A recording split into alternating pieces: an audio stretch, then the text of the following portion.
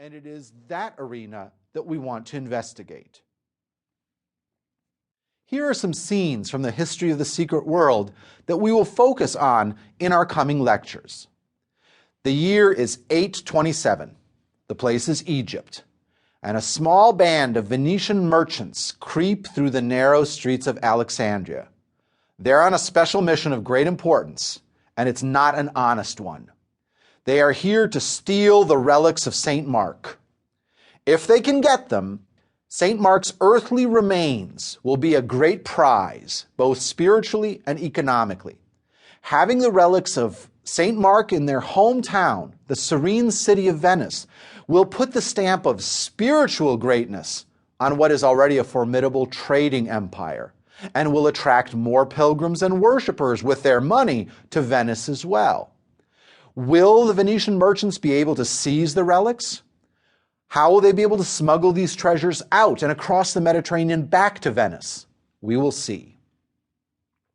Imagine now that you've been invited to a fine, elegant dinner one evening while the American Civil War is raging. You dine at the White House of the Confederacy in Richmond, Virginia, hosted by the Confederate President Jefferson Davis, who has also invited generals of the rebel armies. By flickering candlelight, the dinner conversation turns to the battle plans. All pay attention to those plans, where each army will move, where attacks will next take place. But no one seems to be paying attention to an African-American woman who is serving at the table. No one seems to notice how she is carefully listening and remembering key details to pass along to Union spies. This African-American woman is Mary Elizabeth Bowser, a spy in the very household of the Confederacy's first family.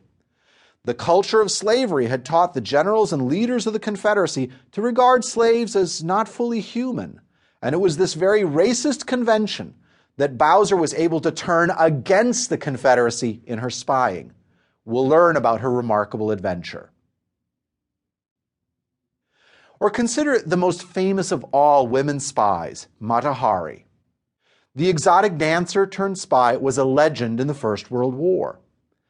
But what we see now is no scene of glamour or intrigue. Instead, on an early October morning in 1917, Mata Hari is taken by French soldiers and put before a firing squad of 12 riflemen. Mata Hari refuses a blindfold and stares calmly ahead. But is she guilty? Is she innocent? Whom had she betrayed? Or is she a convenient scapegoat for the failures of French generals? Why will her legend grow and grow even after Mata Hari's ignominious execution? We will follow her tragic life to its end and beyond into the realm of mythic immortality. And finally, a case from our own times. Newspapers report that in early 2011, a suspected spy was captured in the desert hinterlands of Saudi Arabia. The spy bore the identification code R65. The spy was also carrying a global positioning system transmitter. The spy had beady eyes, sharp claws, and feathers. R65 was actually a vulture. Locals involved in the capture of R65 said that they believed the bird was part of a Zionist plot, that in fact it was a trained spy of Mossad, the Israeli intelligence service.